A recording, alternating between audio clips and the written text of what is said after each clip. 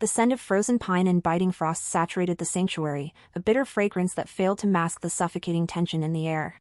Winter had slammed into our packlands with a brutal ferocity, trapping us in a proximity that felt more like a cage than a home. I pulled my threadbare sweater tighter, a thin shield against the cold, trying to shrink my presence as I navigated the swarming main hall. In a hierarchy ruled by the iron will of alphas and the strength of betas, being an omega meant mastering the art of invisibility. I had spent my life learning to move like a shadow, to fade into the masonry, to become a ghost in my own home. My pale blonde hair, the one beacon of light I couldn't hide, was tucked firmly beneath a knitted cap. It was my grandmother's final gift, woven with strands of her own silver hair. "Wear this, child," she had whispered, "and carry my protection with you." Her voice was my only talisman now as my heart thrashed against my ribs like a trapped bird. "Make way for the Alpha King." The command didn't just ring out. It shattered the air. The crowd cleaved apart like a river hitting solid stone. I pressed my spine against the splintered wooden wall, bowing my head low as Alpha Darius swept into the hall. He moved with the lethal grace of a predator who had never known a moment of doubt. His shoulders were a mountain of muscle beneath a cloak of midnight fur, his jaw framed by a dark, meticulously trimmed beard, a jaw that looked as though it were carved from granite and never intended to smile. Behind his elite beta commanders trailed a small, reluctant figure, Prince Leo. Even from the shadows of the periphery, I could feel the pup's agony. He was only 7 or 8, his tiny face twisted into a scowl that mimicked his father's, but his eyes were wide with a raw, wild panic. The pack whispered about him constantly. Ever since his mother, the Luna, had abandoned the pack 3 years ago, Leo had become a storm of resentment. He harbored a legendary hatred for women. No female attendant lasted more than a few days before being driven out by his feral tantrums. "Winter has brought more than just cold," Alpha Darius's voice boomed, vibrating through the floorboards. "The eastern border has faced 3 rogue incursions this month alone." I tried to focus on his words. Missing a pack meeting was a dangerous offense, but my eyes were drawn back to the boy. He was clawing at his ceremonial jacket, his distress spiraling into a visible frenzy. Then, it happened. He looked up. Our gazes locked across the sea of wolves. It wasn't a moment of warmth, it was a jolt of pure, terrifying recognition. The pup's eyes widened before narrowing into predatory slits. He pulled back his lips, baring small, sharp teeth in a silent snarl. I looked away instantly, my pulse hammering in my throat. What had I done? An Omega should never catch the eye of royalty. "Keep your eyes down, but your spirit up," my grandmother's memory urged. "We require volunteers for the winter patrol," Darius continued, his golden eyes scanning the room. "Those with the gift of healing are desperately needed at the border outposts." My fingers brushed the pouch of dried herbs in my pocket.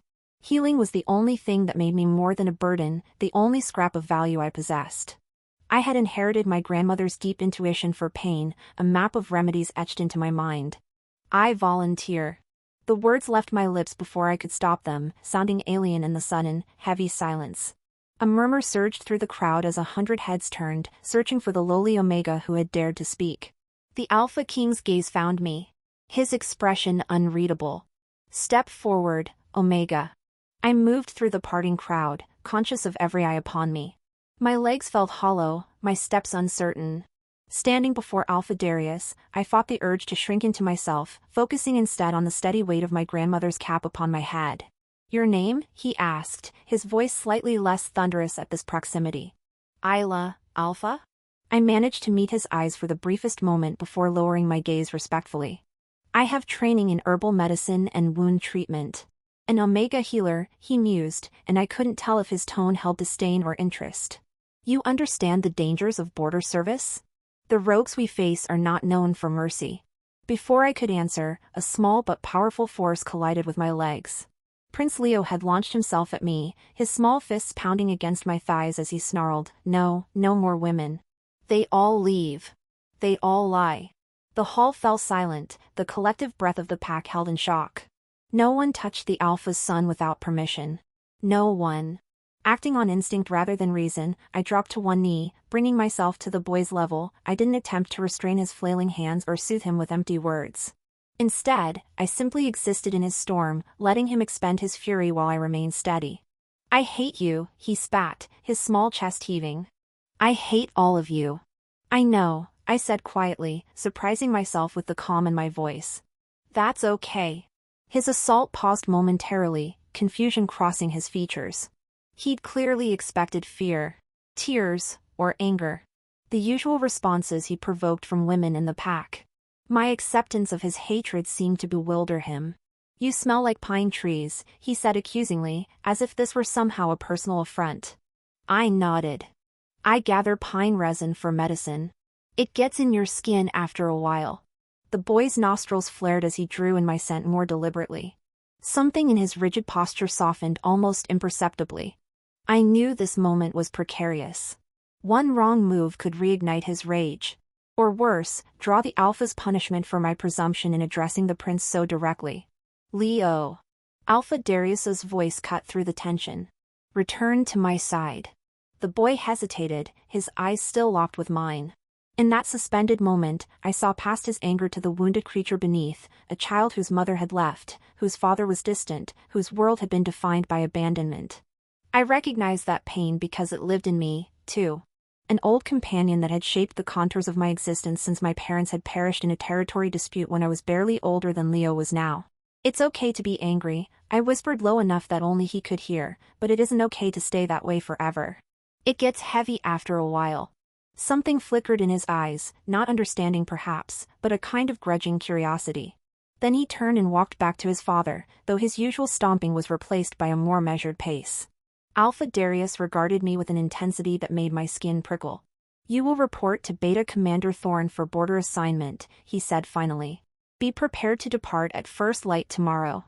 I bowed my head in acknowledgement, relief washing through me that my interaction with the prince had not earned me punishment. As I straightened, I caught sight of an older man standing slightly behind the Alpha. His advisor, from the ceremonial markings on his robes, the man was studying me with a calculating interest that sent a chill down my spine. "The meeting is concluded," Alpha Darius announced, and the crowd began to disperse, conversations rising like the buzzing of disturbed bees. I turned to leave, eager to prepare for tomorrow's journey, when a small voice cut through the noise. "Wait." Prince Leo had broken away from his father again and was standing a few paces from me. The hall quieted once more, all eyes moving between the prince and the Omega he had addressed. "You're not scared of me," he said. Half question and half accusation.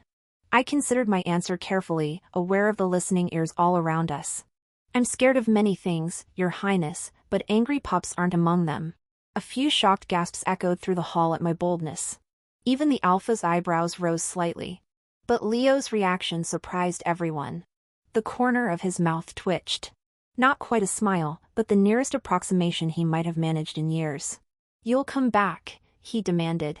The question carrying layers of meaning that broke my heart. "You won't leave like she did?" I knew I shouldn't make promises I couldn't keep.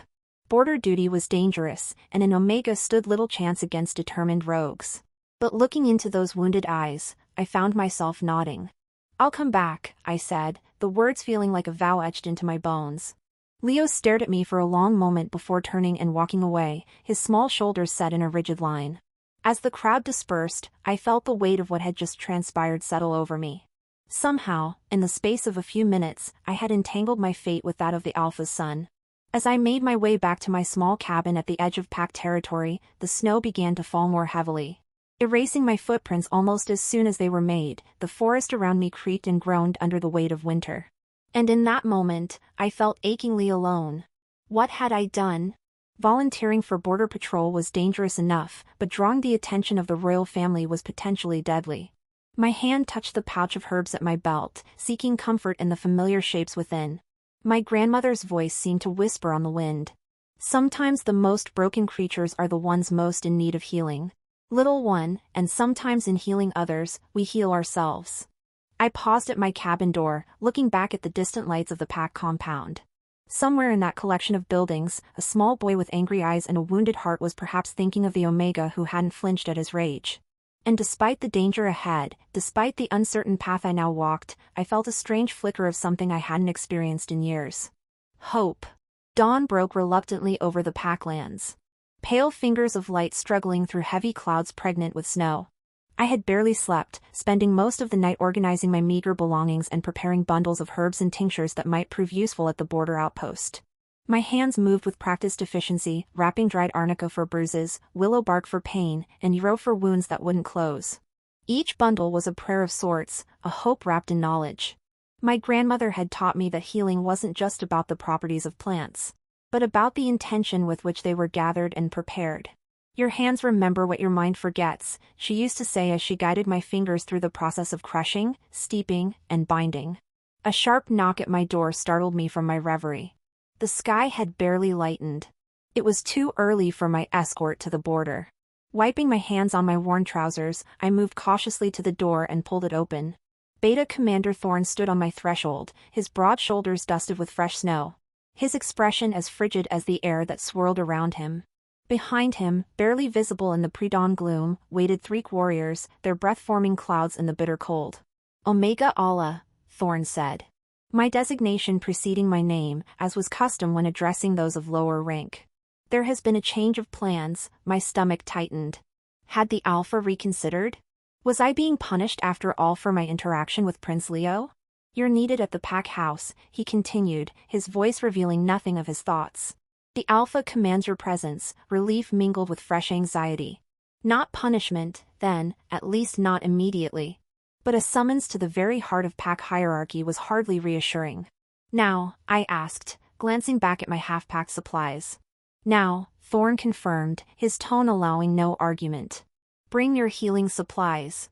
The request was unexpected enough to make me pause. Is someone injured? A flicker of something. Annoyance, concern, crossed Thorn's face. Prince Leo is unwell. The Alpha believes your unique approach might be beneficial. Understanding dawned with a mixture of dread and strange vindication.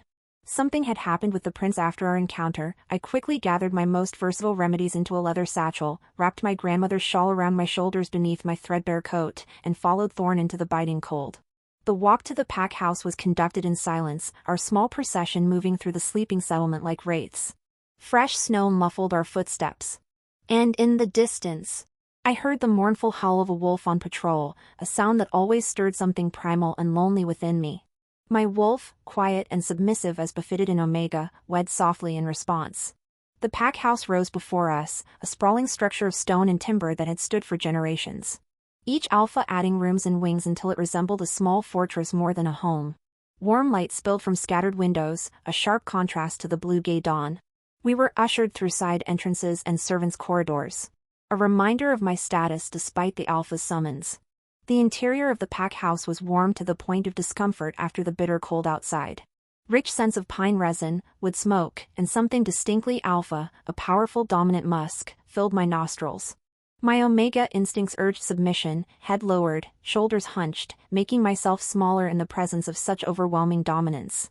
But my grandmother's voice echoed in my memory. Stand straight, little one. Being an Omega doesn't mean being nothing. I straightened my spine as we approached a heavy wooden door guarded by 2 stone-faced warriors. Thorn nodded to them, and one opened the door without a word, revealing what appeared to be the prince's chambers beyond. The room was in chaos. Furniture lay overturned, bedding torn and scattered across the floor. The scent of distress and rage hung heavy in the air, making my eyes water slightly. And in the center of it all, Alpha Darius stood with his arms crossed, looking down at a small, trembling figure. Huddled in the corner. Prince Leo had shifted partially, caught between his human and wolf forms in the way of untrained pup shifters. Fur sprouted from his arms and face, his teeth elongated into canine points, his eyes glowing with amber wolf light. He was growling, a continuous rumble of threat and fear. She's here, Thorn announced, giving me a small push forward. The Alpha turned, his expression a careful mask. Up close, I could see the fatigue etched around his eyes, the strain of leadership and fatherhood weighing visibly upon him. Omega, he acknowledged. My son has been unreachable since the assembly. He refuses his attendance and has not slept. His partial shift has persisted for hours, which is dangerous for one so young. I nodded, understanding the gravity of the situation. Young shifters could become stuck between forms if emotional distress triggered an uncontrolled transformation. The consequences could be severe.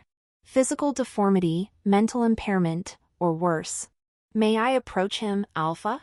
I asked, keeping my voice soft and even. Alpha Darius stepped aside, a gesture both permission and challenge.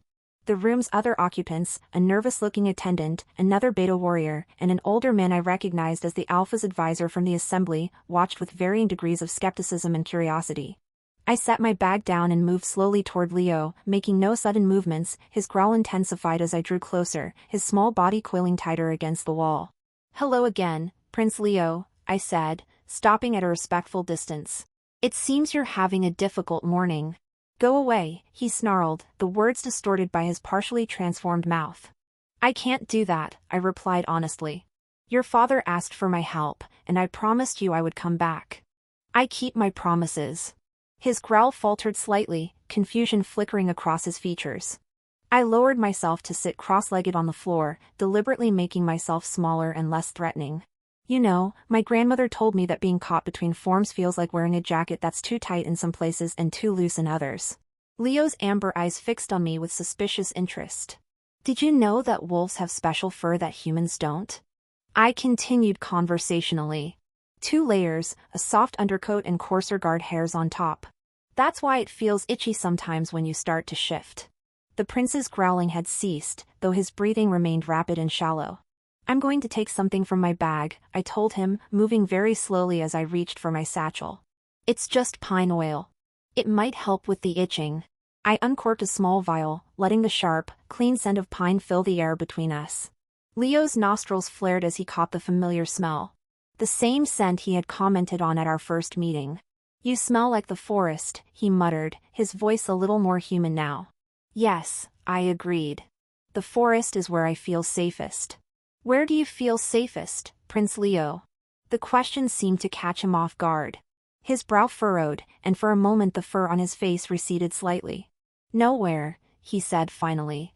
The word carrying a weight no child should bear. My heart ached for him. This small boy with a prince's title and a pauper's emotional inheritance. "I understand," I said softly. "When my parents died, I felt that way, too. Like there was no safe place left in the world." Something in Leo's posture shifted, a subtle relaxation, a lowering of defenses. "Your parents died." I nodded. "When I was 9, there was a territory dispute with a neighboring pack. They were defending our borders like you're going to do," Leo said, his voice suddenly sharp with fresh anxiety. The fur on his arms bristled visibly. "Yes," I admitted, seeing no point in lying. "But I'm very good at staying safe, and I promised I would come back. Remember?" The prince's eyes narrowed. She promised, too. She lied. I didn't need clarification to know he meant his mother. The wound of her abandonment was still raw, still bleeding into every interaction Leo had with the world, especially with women. "I'm not her," I said simply. "I can only speak for myself. And I don't make promises lightly." Leo studied me with an intensity that seemed beyond his years. Slowly, almost imperceptibly, his features began to shift back toward human, the fur receding, his teeth returning to normal size. "Can I show you something?" I asked, reaching again for my bag. He gave a curt nod, curiosity overcoming caution. I pulled out a small wooden carving of a wolf worn smooth by years of handling. "My grandmother made this for me after my parents died. She told me to hold it when I felt scared or alone, and to remember that wolves are never truly alone because they carry their pack in their heart." Leo's eyes fixed on the carving, his expression unreadable. After a moment's hesitation, I held it out to him. "Would you like to hold it?" His hand, fully human now, reached out tentatively. When his fingers closed around the carving, I saw his shoulders relax, as if some invisible burden had lightened momentarily. "It's warm," he said, sounding surprised. "Wood holds the warmth of hands that touch it," I explained. "My grandmother said that's why wooden things feel alive sometimes." Leo turned the carving over in his palms, tracing the simplistic curves and lines with small fingers. "Did it help when you were scared?" "It did," I said truthfully. "Not because it's magic, but because it reminded me that someone cared enough to make it for me, that I wasn't really alone." The prince's eyes lifted to mine, and in them I saw the first fragile tendril of trust taking root. Can I keep it until you come back?" The request caught me off guard. The carving was one of my few tangible connections to my grandmother, a talisman that had seen me through countless dark nights and difficult days. But looking at the small boy before me, his vulnerability so carefully hidden beneath layers of anger and hurt, I couldn't refuse. "Yes," I said, until I come back. A throat cleared behind us, and I turned to find Alpha Darius watching the exchange with an expression I couldn't interpret. I had almost forgotten we had an audience. The boy appears calmed, said the older advisor, his keen eyes moving between Leo and me with calculating interest. Perhaps the Omega's services at the border can be delayed. Alpha Darius considered this for a moment. No, he said finally. We need healers at the outposts, and she volunteered freely. His gaze shifted to me. You will depart as planned, but you will return to check on my son in 1 week's time. It wasn't a request, but a command delivered with the full weight of Alpha authority. I bowed my head in acknowledgement, even as my mind raced with the implications. Weekly travel between the border outpost and the pack house was uncommon and potentially dangerous, especially for an Omega traveling alone. Father, Leo's voice, small but steady, broke the silence. I want her to teach me about plants. When she comes back, the Alpha's eyebrows rose in surprise. His son had shown little interest in learning anything from anyone in recent years, preferring isolation and tantrums to education. We will discuss it, he replied, which was neither agreement nor refusal. Leo's fingers tightened around the wooden wolf. She promised to come back. Something flickered across the Alpha's face. Pain, perhaps, or recognition. Yes, he said quietly. So she did. I rose to my feet, sensing that the immediate crisis had passed and my presence was no longer required. With your permission, Alpha, I should prepare for departure, he nodded. Commander Thorn will escort you to the border patrol. Be ready within the hour. As I gathered my bag, Leo moved suddenly, crossing the distance between us to press something into my hand. I looked down to find a small silver button, probably torn from one of his ceremonial jackets during his earlier rage. So you remember to come back, he said fiercely, his eyes challenging me to refuse. I closed my fingers around the button, feeling its weight, physical and symbolic. I won't forget, I promised as Thorn led me from the room. I glanced back to see Leo watching me leave. The wooden wolf clutched tightly in his small hand. In that moment, standing in the wreckage of his room with my carving as his only comfort, he looked like what he truly was beneath the title and the tantrums. A child, wounded and wanting, just like the rest of us. Outside, the snow had started falling again. Thick flakes that melted against my skin like tears. The silver button pressed into my palm, cool and solid. A pledge I wasn't entirely sure I could keep, but desperately wanted to honor. The border awaited with all its dangers and uncertainties. But somehow the thought of a small boy counting the days until my return made the journey ahead feel less like an ending and more like a beginning. The border outpost was a stark collection of wooden structures huddled against the mountainside like frightened children seeking protection from a storm. After 3 days of arduous travel through snow-laden forests, the sight of smoke rising from stone chimneys should have been welcoming. Instead, as our small group approached, I felt the weight of watchful eyes and unspoken judgments. Home, sweet home, muttered Thorn, his breath clouding in the frigid air. He had been taciturn throughout our journey, speaking only when necessary, his demeanor making it clear that escorting an Omega was beneath his station. The outpost gate, little more than a reinforced wooden barrier, creaked open at our approach. A weathered beta guard nodded to Thorn before his gaze fell upon me. Curiosity and dismissal warring in his expression. This is the healer? He asked, not bothering to address me directly. Omega, Thorn confirmed. Alpha's orders. Something in his tone made me glance sharply at him. There was more being communicated than the simple fact of my assignment. I had assumed I was here solely because I had volunteered, but the subtle exchange between the men suggested otherwise. The compound beyond the gate was alive with activity despite the bitter cold. Warriors in winter furs moved with purpose between buildings, some carrying weapons, others transporting supplies. The scent of alpha and beta wolves hung heavy in the air, making my Omega instincts prickle with awareness. I was very much in the minority here. Perhaps the only Omega in the entire outpost. The healing hut, Thorn said, gesturing to a small structure set slightly apart from the others. You'll work there. Sleep there, too. I nodded, adjusting the strap of my bag where it dug into my shoulder. After days of travel, my muscles ached with fatigue, and my stomach gnawed with hunger. But I knew better than to complain or ask for rest. Omegas were expected to serve without fuss. To accept whatever accommodations were provided with gratitude. There are 3 wounded inside, Thorn continued, already turning to leave. Border Patrol encountered rogues 2 days ago. Nothing life-threatening, but infection is setting in.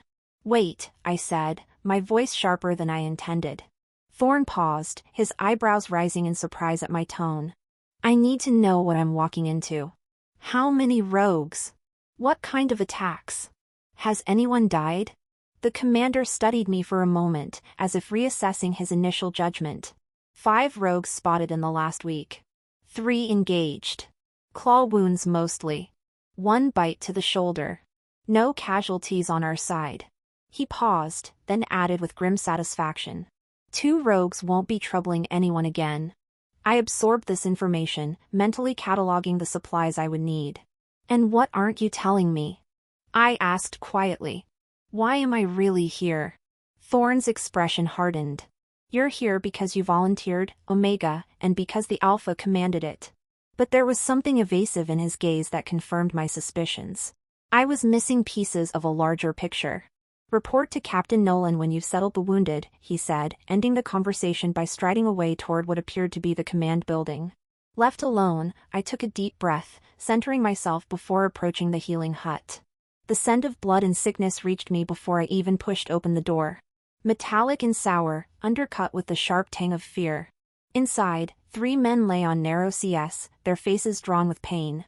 2 were conscious, watching me with weary eyes as I entered. The third, a young beta with a nasty wound visible on his exposed shoulder, tossed in feverish sleep. You're the healer? One of the conscious men, an alpha by his scent, pushed himself up on his elbows, wincing with the effort.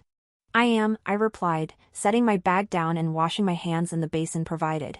The water was cold, but I welcomed the sting of it against my skin. It helped sharpen my focus. I need to examine each of you. They said they were sending a real healer. The alpha muttered, eyeing my slender frame and Omega status with obvious skepticism. I met his gaze steadily as I dried my hands. I assure you I am quite real. The second conscious patient, an older beta with gray streaking his temples, gave a short bark of laughter. She's got spirit, Rafe, give her a chance before you start complaining. I approached the feverish young beta first, as his condition seemed most urgent. The bite wound on his shoulder had been cleaned but poorly dressed, allowing infection to take hold. The flesh around the punctures was angry red and hot to the touch. He moaned when my fingers gently probed the area. How long has he been feverish? I asked, already reaching for my supplies. Since last night, the older beta supplied. Devon's only been with the patrol for 2 months. First serious injury, I nodded, unpacking dried herbs, clean bandages, and the small collection of tinctures I had prepared before leaving. I need hot water and clean cloths, I said, not looking up for my work, and someone needs to hold him when I clean the wound. It will be painful. To my surprise, both conscious men moved to help without argument.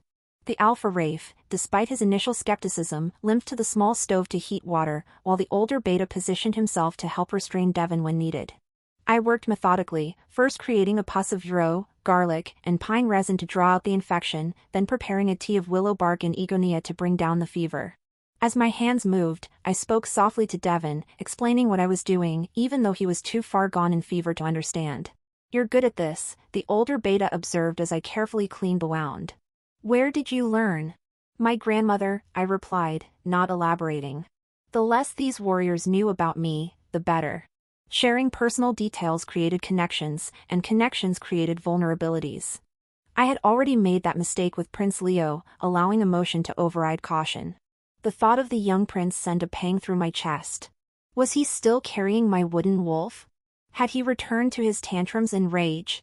Or had our brief connection made a difference? And why did it matter so much to me? Thinking of home? The beta asked. Too perceptive for comfort. I shook my head, refocusing on my task. Thinking of infection pathways. Hold him firmly now, Devon cried out as I cleaned the deepest part of the wound, his body trying instinctively to escape the pain. The other men held him steady as I worked, their eyes watching my every move with growing respect. By the time I had treated all 3 patients, Rafe slashed wounds across his ribs. The older betas, whose name I learned was Morris, sprained wrist and minor cuts. The short winter day was fading into early darkness. My back ached from bending over CS and hunger gnawed more insistently at my stomach. You should eat, Morris said as I washed my hands again. Kitchen hut is the one with the red door. Tell them I sent you. I nodded gratefully. I'll check on Devon again before I sleep. Keep him drinking the tea whenever he wakes. Even if it's just a few sips. Stepping outside, I was struck by how the temperature had plummeted with nightfall. The air felt brittle with cold, each breath painful in my lungs. Stars were beginning to appear in the darkening sky, hard and bright as ice crystals. The kitchen hut was warm and aromatic with the smell of some kind of stew. Conversations paused briefly as I entered, curious gazes taking in my light hair, slender build, and unmistakable omega scent. I kept my eyes lowered, moving toward the large pot bubbling over the fire. You the new healer? A broad-shouldered woman with a practical braid and beta scent looked me up and down without bothering to disguise her assessment. Yes, I replied simply. Morris sent me for food. She nodded, ladling a generous portion of stew into a wooden bowl. Sit anywhere. Eat while it's hot. I found a place at the end of a long table away from the main clusters of warriors. The stew was simple but hearty. Venison, root vegetables, and wild barley. After days of travel rations, it tasted like a feast. I was halfway through my meal when a shadow fell across the table. Looking up, I found myself facing a tall imposing alpha with a scar bisecting his left eyebrow. His uniform markings identified him as Captain Nolan, the outpost Commander Thorne had mentioned. Omega Aurora, he said, my name an acknowledgement rather than a greeting. Walk with me when you've finished. It wasn't a request. I swallowed my mouth full of stew and nodded. Appetite suddenly diminished. When the captain had strode away, I forced myself to eat the remainder quickly, knowing I needed the strength for whatever was coming.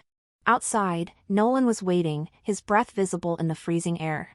Without speaking, he began walking toward the perimeter fence, clearly expecting me to follow. The compound was quieter now, most inhabitants seeking warmth indoors as night settled fully over the mountains. You've treated the wounded? Nolan asked when we reached a section of fence that overlooked the dark forest beyond. Yes, Captain Devon's infection concerns me, but he should improve by morning if the herbs work as expected. Nolan nodded, his gaze fixed on the Treant. Good. We need every fighter combat ready. I waited, sensing there was more to this conversation than a status report on the wounded. What did Alpha Darius tell you about your assignment here? He asked finally, turning to study my face. Only that healers were needed at the border outposts, I answered carefully. That rogues had been spotted in increasing numbers. The captain's expression remained impassive. But something in his scent changed. A subtle sharpening that my omega senses registered as concern. What weren't you told, Captain? I asked, echoing my earlier question to Thorne. Nolan's mouth tightened. These aren't ordinary rogues. They're organized, coordinated, and they're specifically targeting weaknesses in our border defenses. A chill that had nothing to do with the winter night crawled up my spine. You think someone is feeding them information? I know someone is, he said grimly. What I don't know is who. Understanding dawned with cold clarity. And that's why I'm here. An Omega from outside the regular border patrols. Someone with no existing loyalties or connections to anyone at this outpost. Nolan inclined his head slightly, confirming my deduction. The Alpha believes your unique perspective might notice things others would miss. He wants me to spy on his own warriors, I said flatly. He wants you to help protect this pack. Nolan corrected, a hint of steel entering his tone. Including his son. If these borders fall, the rogues won't stop at the outposts. They'll push straight to the heart of our territory. The mention of Prince Leo stirred something protective within me. The image of his small face, vulnerable despite its mask of anger, flashed in my mind. I thought of the silver button in my pocket, his pledge that I would return. Why me? I asked, though I was beginning to understand. Why not send one of his trusted warriors undercover? Because no one notices an Omega. Nolan said bluntly. Warriors talk freely around you, assuming you're focused only on your healing duties. You can move through the outpost without raising suspicion. The assessment was pragmatic, unsentimental, and entirely accurate. My invisibility, the very quality that had defined my existence within the pack, was now my greatest asset. What exactly am I looking for? I asked, accepting the unspoken assignment. Unusual behaviors, warriors who ask too many questions about patrol schedules. Anyone who leaves the compound alone, especially at night, communications with outsiders. Nolan's gaze was piercing now. You'll report only to me, and only when we can speak privately, as we are now. I nodded, the weight of this secret mission settling heavily upon my shoulders alongside my healing duties. And when I returned to check on Prince Leo, surprise flickered across Nolan's features. You're returning to the pack house? Alpha's orders, I explained. In 5 days' time. The prince responded to me, understanding dawned in Nolan's eyes. Ah, the rumors of the boy's condition reached even here. They say he's been unmanageable since his mother left. He's hurting, I said simply, unwilling to betray Leo's vulnerability further by discussing his behaviors. The captain studied me with new interest. You've formed a connection with the Alpha's son. It wasn't a question, but I answered anyway, a tentative one. He's very mistrustful. With good reason, Nolan muttered, his tone suggesting he knew more about the former Luna's departure than most. Before I could question him, he continued, your return to the pack house can serve 2 purposes, then. Report your observations to me before you leave. With that, he turned to go, clearly considering our conversation concluded. But a question burned in my mind, one I needed answered before I could fully commit to this dangerous game of observation and secrets. Captain, I called after him. He paused, looking back over his shoulder. What happens to the traitor when they're found? Nolan's expression hardened. Alpha Justice, he said simply, and the 2 words carried all the weight of a death sentence. Left alone by the fence, I gazed out at the dark forest, trying to imagine who among the warriors I'd met today might be betraying their pack. What could drive someone to such treachery? Money, revenge, love, all seemed possible motivations. All equally dangerous. The silver button in my pocket seemed suddenly heavier. I pulled it out, running my thumb over its cool surface. Prince Leo's face appeared in my mind again, his fierce demand echoing. So you remember to come back.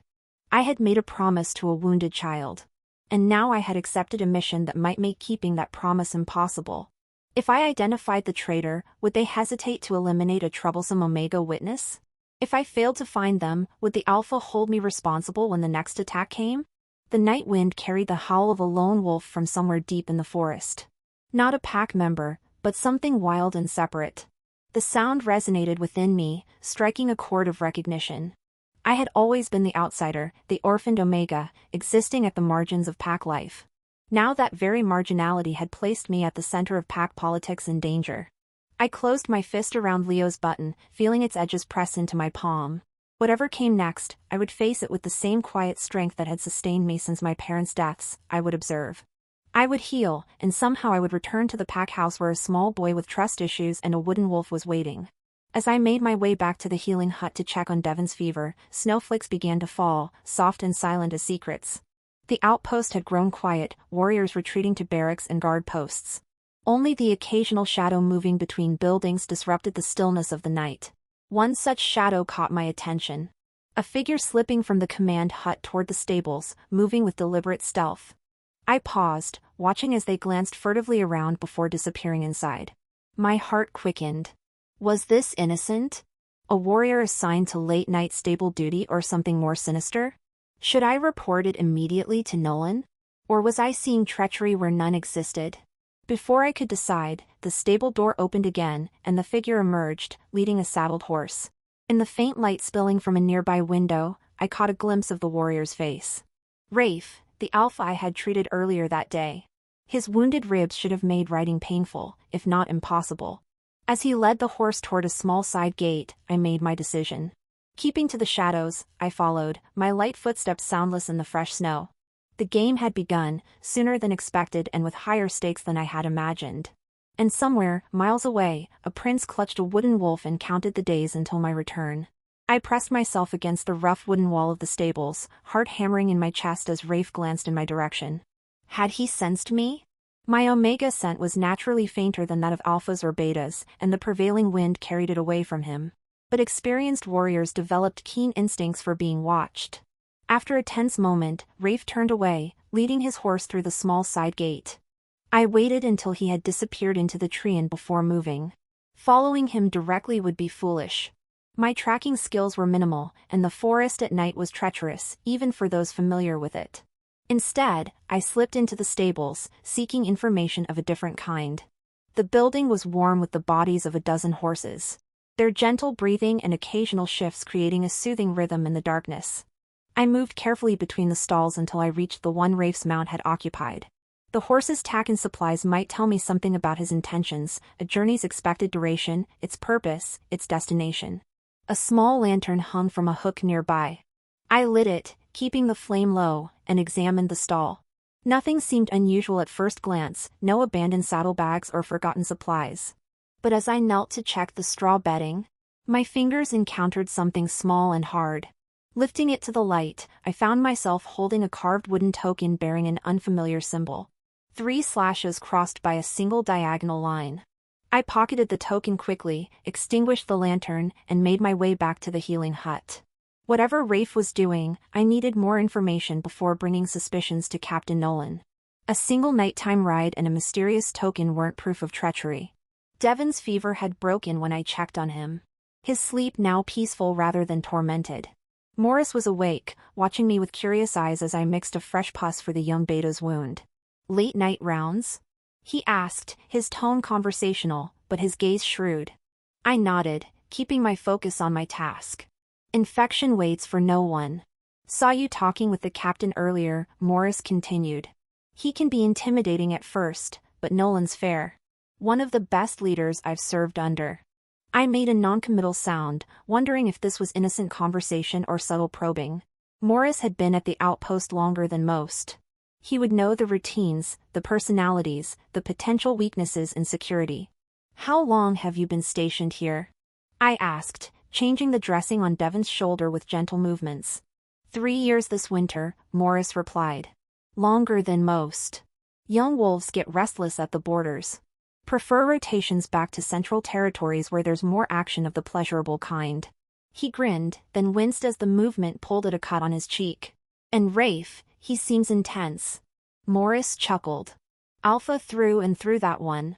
Ambitious, too. Volunteered for border duty to catch the Alpha's attention. Wants a position in the inner guard eventually." Interesting. Ambition could be a powerful motivator for either loyalty or betrayal. "And is he likely to get it?" The beta shrugged. "Hard to say. He's skilled in combat, but lacks patience. Makes enemies as easily as allies." I finished with Devon and moved to check Morris's bandaged wrist. "Any enemies in particular?" Something in my tone must have alerted him. Because Morris's expression sharpened. "Why, the interest in Rafe, Omega?" I kept my face carefully neutral. He was my first patient here. I like to understand those I heal. Morris studied me for a moment longer before relaxing. "Well, he and Captain Nolan have had their disagreements. Strategy differences mainly. Rafe favors more aggressive patrols, pushing deeper into neutral territory. Nolan's more cautious." This information settled alongside my observations like pieces of a puzzle. Not enough to form a complete picture, but suggestive of shape and pattern. If Rafe disagreed with Nolan's defensive strategy, might he take matters into his own hands? Or worse, ally with outsiders to force a more aggressive stance? "Rest now," I told Morris, finishing my examination. "The herb should help with the pain." As I settled onto my own narrow cot in the corner of the healing hut, sleep eluded me. The wooden token pressed against my thigh through the fabric of my pocket. Its presence a constant reminder of the dangerous game I'd entered. I thought of Prince Leo, of the silent promise encoded in his silver button. 5 more days until I would see him again, if I survived the growing intrigue around me. The next 4 days passed in a blur of healing duties and careful observation. I treated wounds, mixed remedies, and listened. Always listened to the conversations flowing around me. As Captain Nolan had predicted, my Omega status rendered me nearly invisible in warriors' eyes. They spoke freely in my presence, discussing patrol schedules, personal grievances, and outpost politics. Rafe returned before dawn the morning after his mysterious ride, slipping back through the side gate as if he'd never left. If anyone noticed his absence, they gave no indication. He avoided the healing hut in me, his wounds apparently causing him less concern than whatever secret missions occupied his nights. I observed 3 more nighttime excursions. Not just Rafe, but 2 other warriors whose names I learned were Kanye and Jared. They left separately, hours apart, but their furtive movements shared the same careful stealth, the same attention to avoiding guard posts. On the fourth night, I finally seized an opportunity to speak privately with Captain Nolan. Finding him alone in the command hut after most of the outpost had retired. "You have something to report," he said, not looking up from the map spread before him. I placed the wooden token on the table. "I found this in the stable after Rafe took a horse out 4 nights ago. He's gone out again twice since then. 2 others, Kanye and Jared, have made similar trips." Nolan picked up the token, his expression darkening as he examined the symbol. "Where exactly did you find this in the straw of Rafe's horse's stall?" "It could have fallen from his pocket or been deliberately hidden," the captain's jaw tightened. "This mark belongs to the Shadowclaw pack. They were driven from their territories 2 years ago for practicing forbidden blood rituals. Those who survived scattered, becoming the worst kind of rogues." A chill ran through me. "You think Rafe is in league with them?" "I think this is damning evidence, but not yet conclusive," Nolan said carefully. "We need to know where they're meeting, what information is being exchanged." "I leave for the pack house tomorrow," I reminded him. "Alpha's orders." Nolan nodded slowly. "Yes, and you'll deliver a full report to Alpha Darius when you arrive. Include everything you've observed, the token, the nighttime departures, the warriors involved. And if I'm wrong, if there's an innocent explanation." The captain's eyes met mine hard as flint. "Then Rafe and the others will have the opportunity to provide it to the Alpha himself," I swallowed, the weight of potential false accusations settling heavily on my shoulders. "What if Rafe leaves again tonight?" "I'll have him watched," Nolan assured me. "Your part in this is done, Omega. You've served the pack well." I should have felt relieved, but uneasiness lingered as I left the command hut. Something about the situation felt unresolved. Pieces of the puzzle still missing or misaligned. But my time at the outpost was ending. For now, tomorrow I would return to the pack house, to Prince Leo and his wooden wolf. The journey back to Central Pack territory was mercifully uneventful. Though tension knotted my shoulders throughout the day on trek, my escort, a stoic beta warrior named Ellis, spoke little, seemingly content to travel in silence. I was grateful for his taster nature, as it gave me time to organize my thoughts and prepare for my dual responsibilities, reporting to Alpha Darius about possible traitors and reconnecting with his wounded son. As we approached the pack house in the fading light of afternoon, fresh snow began to fall, soft flakes catching in my hair and on my eyelashes. The settlement looked different somehow, smaller perhaps, or more confined than I remembered. A week at the border, with its vast forests and mountain vistas, had altered my perspective. Ellis led me directly to the pack house rather than to my cabin, indicating that my report was expected immediately. Servants eyed me curiously as we were shown through corridors that were becoming distressingly familiar. The Alpha study door stood open, revealing Darius himself standing by a window, his powerful frame silhouetted against the gray winter light. "Leave us," he commanded Ellis without turning. The beta bowed and retreated, closing the door behind him. I stood silently, waiting to be acknowledged. The Alpha's scent filled the room, dominant, intimidating, designed by nature to make lesser wolves submit. My knees wanted to buckle, my head to bow, my entire being to diminish in his presence. I resisted, keeping my spine straight as my grandmother had taught me. "My son has asked for you every day," Darius said finally, turning to face me. His expression was unreadable, his eyes measuring. "How is he?" I asked. Genuine concern overriding protocol. A flicker of surprise crossed the Alpha's features at my directness. "Improved. He slept without nightmares. His tutors report he's been more focused." Relief washed through me, more powerful than I'd expected. "I'm glad to hear it. Captain Nolan sent a message ahead of you," Darius continued, moving to sit behind his massive desk. "He mentioned a token, Shadowclaw." I reached into my pocket and placed the wooden disc on his desk. "Yes, Alpha. I found it in the stable after observing Rafe leaving the outpost at night. 2 others, Kanye and Jared, displayed similar behavior on subsequent nights." Darius picked up the token, his fingers closing around it with barely contained anger. "Shadowclaw has been a thorn in our side since their disbandment. If they're coordinating with traitors within our pack, there may be an innocent explanation," I offered, though I didn't entirely believe it myself. The Alpha's gaze sharpened. "You defend them?" "I seek truth, Alpha, as should we all." For a moment, I thought I'd overstepped, pushed too far against the boundaries of my station. Then, remarkably, Darius's mouth curved in what might have been the ghost of a smile. Captain Nolan was right about you, he said. You see clearly where others are blinded by rank and expectation. Before I could respond to this unexpected assessment, the study door burst open. Prince Leo stood in the doorway, his small chest heaving as if he'd run through the entire pack house. You came back, he said, his eyes fixed on me with an intensity that belied his young age. I smiled, something warm unfurling in my chest at the sight of him. I promised I would.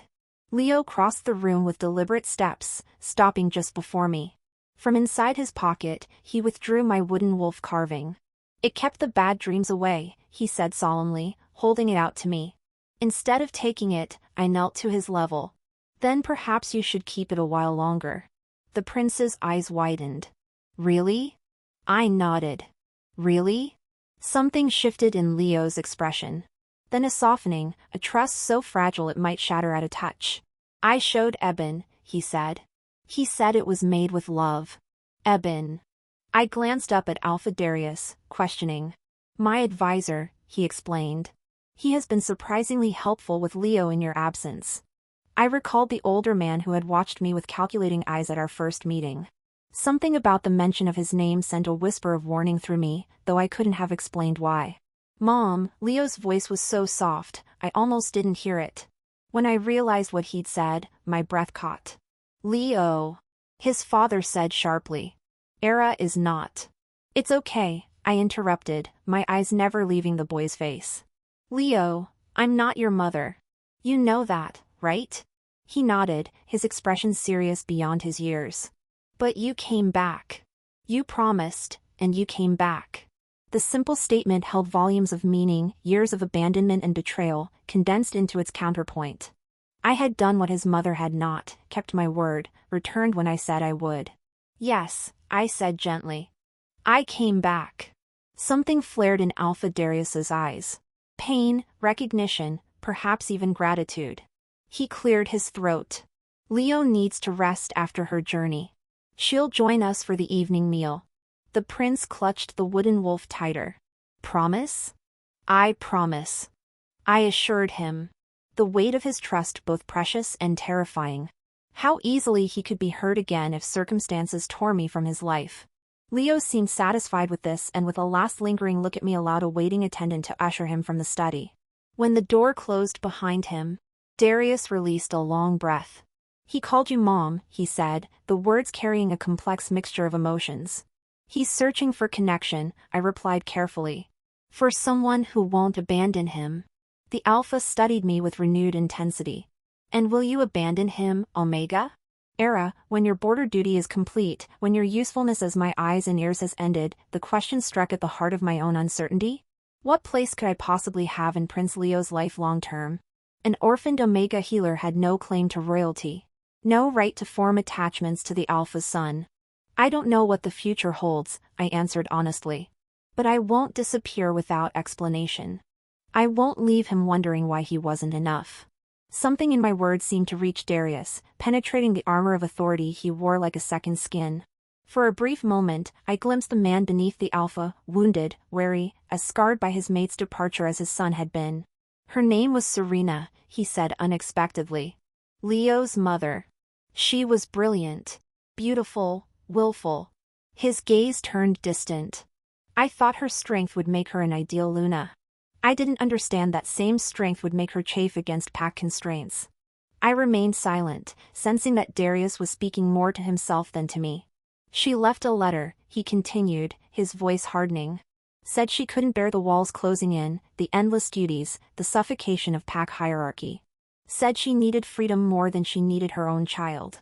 The bitterness in his tone revealed a wound still raw despite the passage of years. I thought of Leo, inheriting this legacy of abandonment, interpreting his mother's departure as his own failure. Children often blame themselves, I said quietly. Even when they're told otherwise, Darius's eyes refocused on me sharply. Yes, as I'm sure you did when your parents died. The observation, too perceptive and too personal, caught me off guard for a while. I admitted my grandmother helped me understand it wasn't my fault. And who helped you understand when she died, too? There was no cruelty in the question. Only a surprising perceptiveness. No one, I said simply.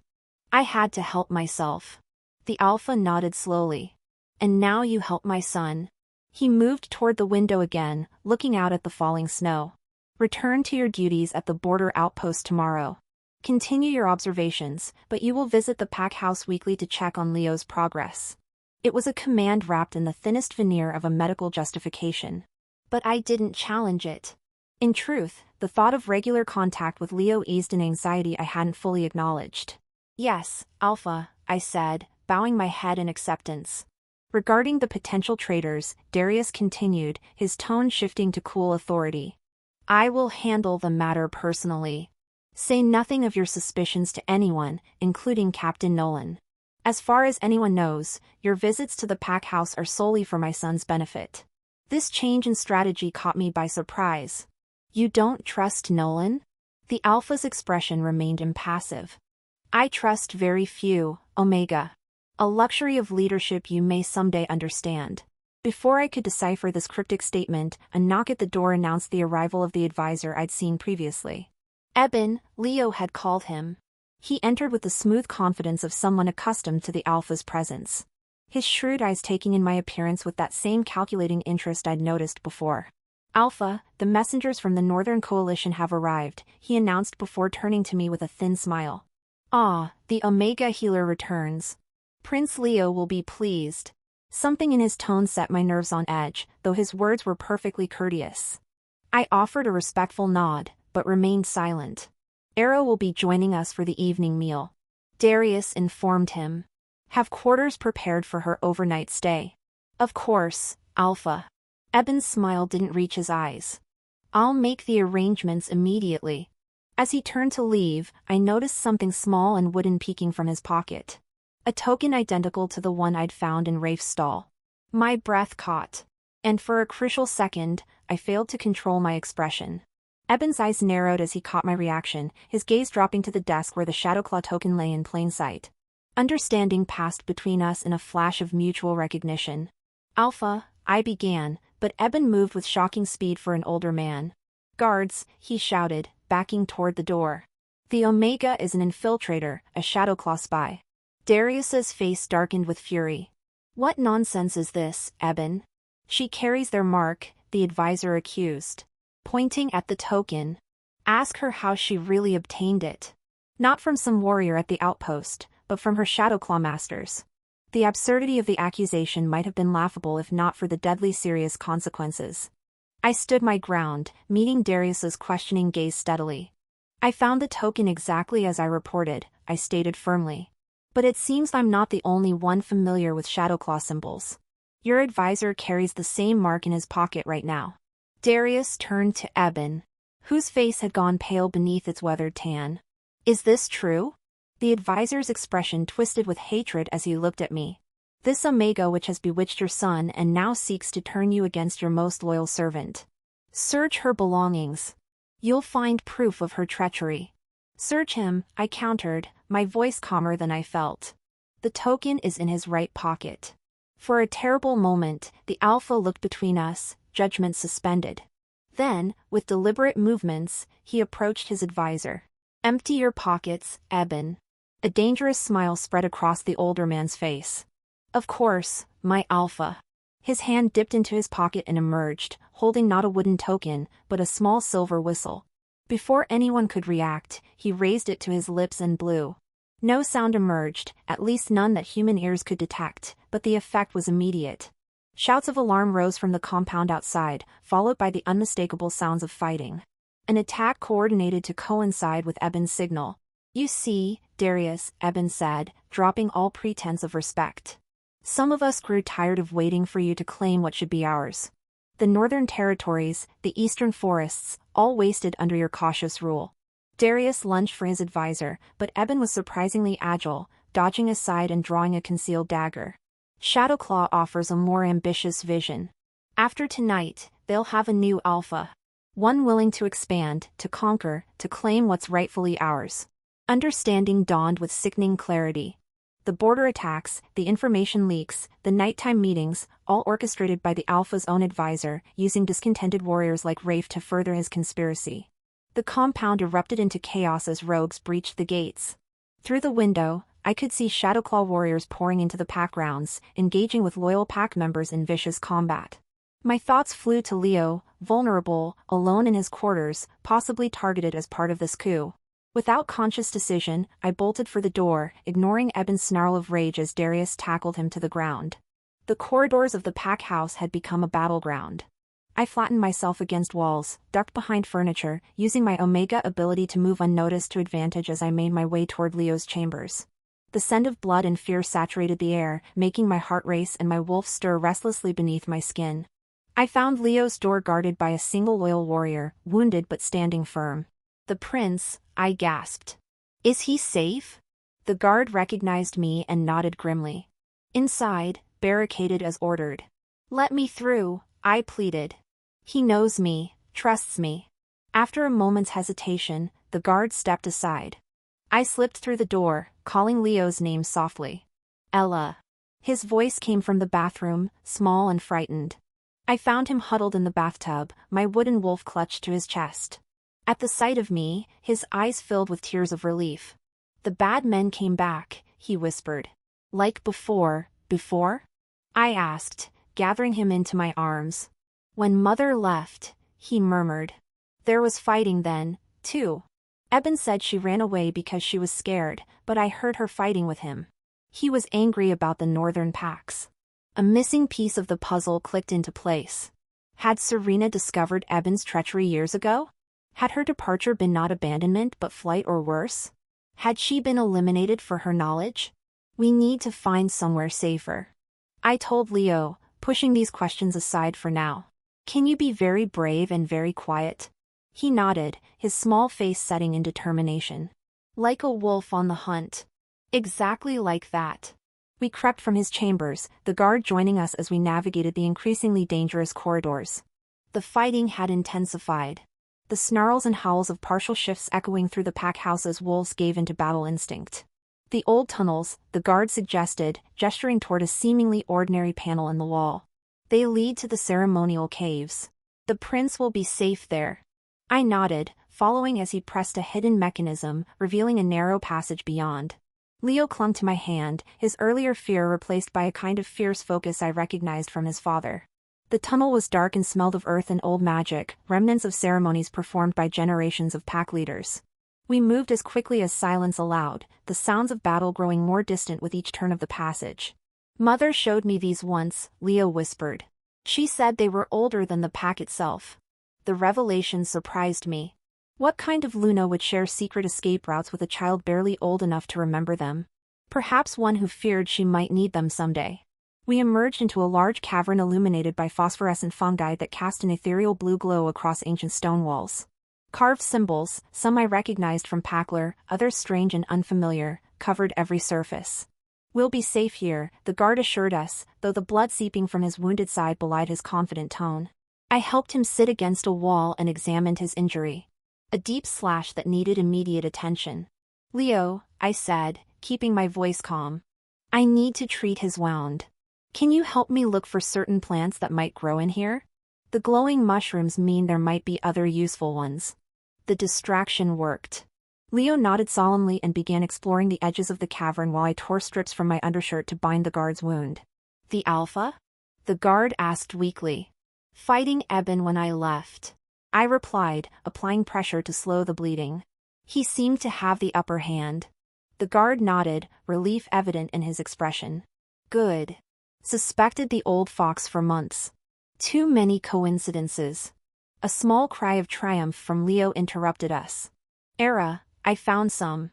The fuzzy ones you showed me in your book." I looked up to see him pointing at a patch of moss growing near a small underground spring. A rare variety with remarkable coagulant properties. "Perfect," I called. "Bring me a handful." As Leo carefully gathered the moss, a shadow fell across the cavern entrance. I tensed, positioning myself between the prince and potential danger. Eben stood in the passageway, clothes torn and bloody, a maniacal gleam in his eyes. "How touching," he sneered. "The Omega protects the pup." The wounded guard attempted to rise, but collapsed back with a groan. I stood alone between Eben and Leo. No weapon but my determination. "It's over, Eben," I said with more confidence than I felt. By now, the Alpha knows everything about Shadowclaw. About your betrayal, perhaps even about what really happened to Serena. Fury twisted his features. That interfering, she should have minded her place, accepted her role. Instead, she discovered my plans and threatened to expose everything. His lips curled in a cruel smile. Eliminating her was almost too easy. Grieving mate, traumatized pup, the perfect cover for my continued work. Behind me, Leo made a small wounded sound. I reached back, finding his hand and squeezing it tightly. And now you'll join her.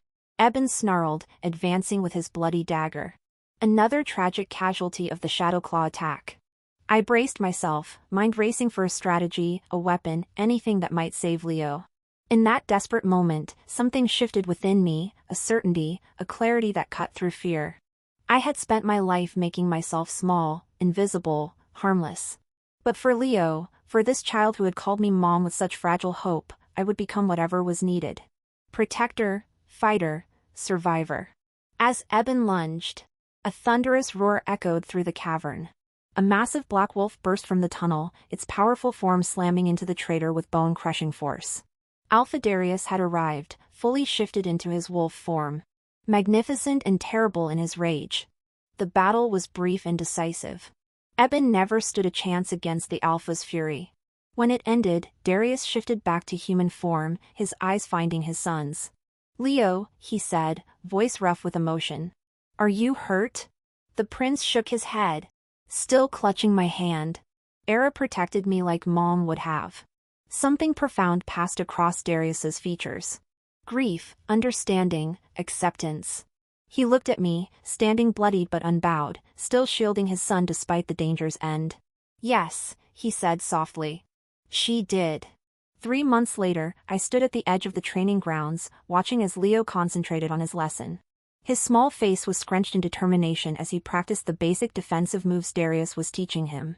The aftermath of the Shadowclaw attack had transformed many things. The traitors at the border outpost had been identified and dealt with. Captain Nolan had been promoted to Beta Commander for his loyalty, and I had been given a choice. "He needs you," Darius had said simply. "We both do." And so I had remained, not as a temporary presence, but as a permanent one, official healer to the pack, unofficial guardian to a prince who still carried my wooden wolf carving, and still sometimes called me mom when nightmares woke him. The silver button he had given me now hung on a leather cord around my neck. A reminder of promises made and kept. As I watched father and son move in synchrony across the training ground, I felt something long dormant unfurl within me. A sense of belonging, of purpose, of home. I was not Serena. I could never replace what Leo had lost. But I could offer something new. Steadfast presence, unwavering loyalty, healing for wounds both seen and unseen. And in return, this wounded alpha child and his guarded father had given me what I believed forever beyond my reach, a family. Leo looked up, catching sight of me watching. His serious expression bloomed into a rare, brilliant smile that transformed his entire face. He waved excitedly, and after a moment's hesitation, Darius turned and offered a smaller, more reserved gesture of his own. I raised my hand in return, feeling the weight of their trust, their need, their growing affection. The wooden wolf carving that had once been my grandmother's comfort now protected a young prince from nightmares. The orphaned Omega who had learned to be invisible now stood in the light. Seen and valued. Sometimes the most broken creatures are the ones most in need of healing. And sometimes in healing others, we heal ourselves.